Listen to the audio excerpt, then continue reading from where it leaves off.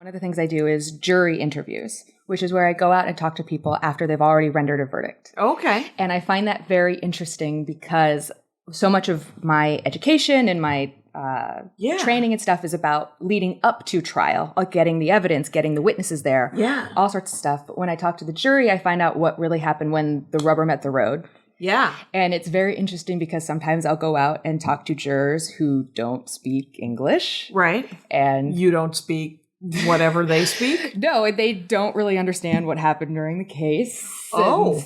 That's because that's interesting. There are a lot of people who pretend like they don't know the language to get out of it. And so there's a lot less leniency. So sometimes I go out and talk to people who don't understand. And sometimes I go out and talk to people who take things.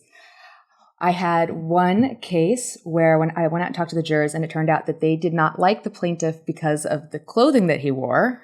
Oh, that is something they teach you in law school, that you're supposed to dress right. It is. Apparently he had dressed right all the time, but the jurors happened to see him someday when he was not supposed to be in court. So he had just come in his normal street clothes to meet with his lawyers or whatever. And the jurors They saw him in his weird FUBU outfit or some damn thing, or he was wearing Pumas. Yeah. And it's funny because jurors are people, and so they're given instructions that they're not supposed to care, keep their personal experience out of it, and they're supposed to be computers, but in practice, it doesn't really work that way. Right. So that is kind of fascinating.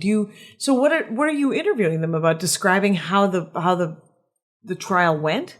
What happens is when an attorney in big dollar cases, they like to try it again. So they like to see if they want to appeal. And so one of the issues that you can appeal a case for is if there's juror misconduct. Right. And so they send me out because they hope that I'm going to find a person that's like 12 Angry Jurors, the person who said, I have different facts than were presented in court, and then convinced all the jurors of that. I've done a handful of those investigations, and it's not usually like that. No.